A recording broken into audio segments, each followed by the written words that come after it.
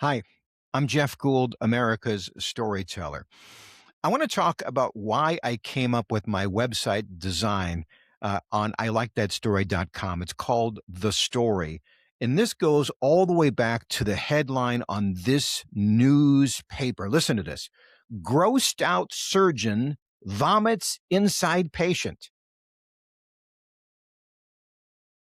Yes, at the grocery store, you'd get your groceries and there'd be these tabloid headlines. And this was one of them. And in fact, it was the book title of a guy named Jim Hogshire. This book came out in the late 90s. And back in the day when I was in the media, we could interview these people. I don't remember the actual conversation with Jim, but I remember almost everything about the book because it was very eye opening, especially now when we are talking about clickbait. Clickbait is an old reality with a new name. Clickbait has always existed in all kinds of mediums. And let me just talk a little bit about this book. In these tabloid offices were file cabinets full of stories that had already been written. And on the file would say how long the story was. This is 300 words, and this is 600 words, and this is 1,200 words. And they were in special files with the following headlines. One was called Courageous Crips. I'll never forget this. Why? It was talking about people who had some sort of crippling disability, but had overcome the odds. And if you were to have a newspaper that was well accepted, you would definitely have what was called a courageous crip story. There would also be stories about, loyal pets. I forget the name of that, but these were stories about, pets and all the fun things they did. And that was definitely a part of it. But the one that really stirred the straw that stirred the drink was called the Hey Martha file. And the Hey Martha file was something that was so engaging that the husband would say, "Hey, Martha, listen to this." And then he would read the story. And that was the story right here. Grossed out surgeon vomits inside patient. That flew off the shelves. Now think about this. If you're in the newspaper industry, almost all of the newspapers lived on subscriptions. You would subscribe to a year of the so-and-so newspaper, and 85% of their revenue was predictable, the exact opposite for tabloids. They lived and died by clickbait.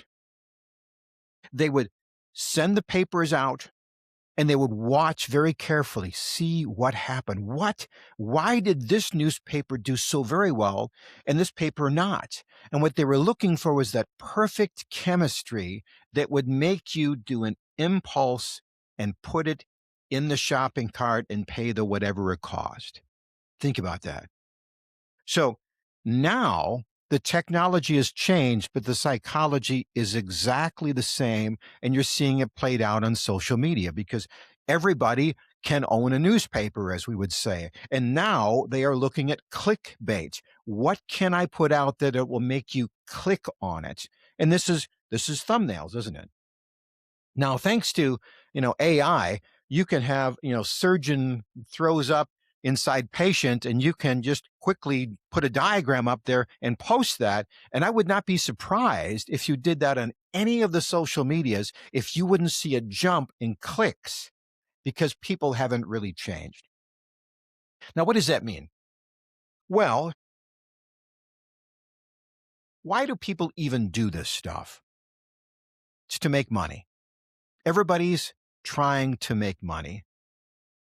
The common business model is I want thousands, 10,000s, hundreds, or even millions of people to click on what I say. If they click, I will get revenue from the various platforms, and that's how I'm going to make my money. Did you hear that there was no suggestion that anything had to be truthful or helpful? It just had to be clickable.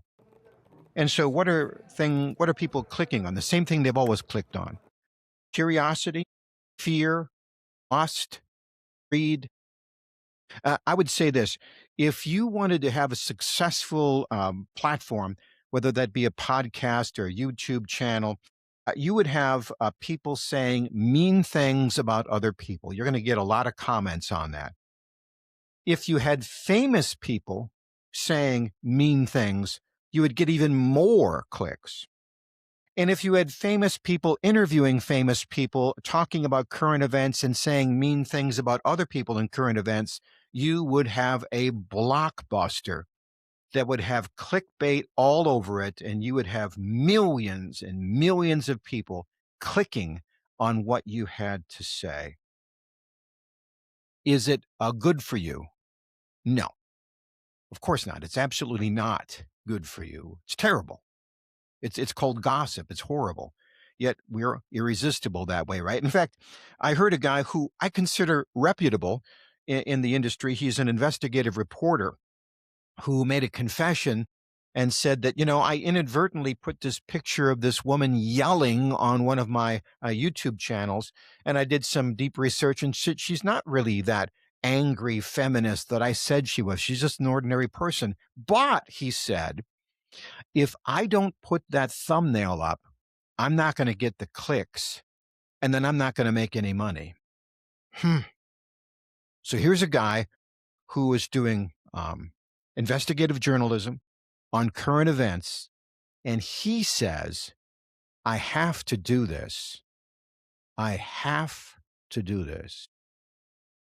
And he does, because that is where he is at.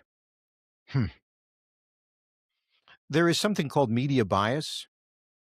And media bias says that your story is biased one way or the other. And when you dig a little deeper, you often realize that the story itself may not be biased, but because they did it on that topic instead of this topic over here, there is an inherent bias, which is just the way life is, right? If you're watching a story about sports, well, then you can't watch a story about politics. If you're watching a story about a celebrity, you can't watch a story about, the environment. So there it is. You are your own editor. I've noticed this recently on social media. If you put up a topic and let's just say the environment, you now have a choice. Do you want a liberal article about the environment, or do you want a conservative article about the environment? You now more than ever have the ability to shape your own news profile. And there is no doubt about it, it will be biased. And there's nothing you can do about it. Just when you watch one thing, you're not watching another thing, and that's inherently going to give you a bias. It's also going to give you a bad taste in your mouth if what you are consuming is what the social platforms dish up to you. If you click on one thing, you'll get another thing that's most likely to make you want to click on it. And if you follow that simply click and react, you will be caught just like a fish on a hook. And what you're getting is just glurge, and it's not helpful. And it doesn't even matter if it's true. You watched it, so big deal. Well, so this is why I set up my website, because it is not a tabloid piece of journalism. It's more like subscription journalism. And what is my media bias? Well, I don't want to talk about famous people. I don't want to talk about current events. And I don't want to talk about saying mean things, because that's gossip and I don't want to do it. I want to talk about things like faith, because at the end of the day, that's what is most important. I want to talk about family. I want to talk about people who have struggled and found purpose in life. I like to connect with people and get really interesting conversations with people that interest me. They're not famous, usually, because I don't know any famous people. Someday I might interview a famous person, but I'm not going to ask them the normal, how many films have you done in Hollywood type stuff. I'm going to ask them, again, the deep stuff, faith and family and purpose, and we'll see where that conversation goes if I ever get a chance to talk to those people. But again, that's not my focus. My focus is to have some content that is evergreen and can be watched at any time and will help anybody who's looking for those sorts of interesting conversations. So when you pull up my website, I'm going to put my latest story. And I think it's a little bit like a soap opera. You can watch it every day if you care to, and there's always going to be something new every day. Or you can check in every 3 weeks, but you're going to see kind of the same themes. Jeff Gould is going to be talking to interesting people, and they're going to be sharing interesting insights on their view on what a life of purpose is, how they have good relationships or not, or how they've struggled with that, and ultimately what has been their faith journey. This is stuff that interests me. So I am not interested in clicks. I'm interested in conversations. Now, the media we talked about that I was just, it's based on the hundreds of thousands or millions of clicks. I want dozens of conversations, dozens, because at the end of the day, full disclosure, yes, I'd like to make money too, but I don't want to make it on, getting $10 for 10,000 clicks. I want to sell a book and make $10 on selling a book, one of my fiction or nonfiction books. I want to sell a devotional and I want to make, a few bucks on that. I want to do a workshop. I want to do and make more. I want to do a master class and really help somebody dive deeper into finding significance. And then ultimately, I'd like to do keynotes to smaller groups of people where we can do something important, where we can actually engage with real conversation so that we will both get something out of it that's far more important than just mere money. And hey, Martha, look at this clickbait. So that's the premise. If you were to go to here, this website, this connection, this is me talking about the website and kind of walking you through. It's sort of like a tour guide walking you through the different parts of the website. I will also do a short, thumbnail, 24/7, 2 minutes and 47 seconds, just kind of talking about this whole premise, and that's here. If you were to go down in the section below, you can click on each of those links and watch it. In the meantime, I have to be honest, in this world, but not of it.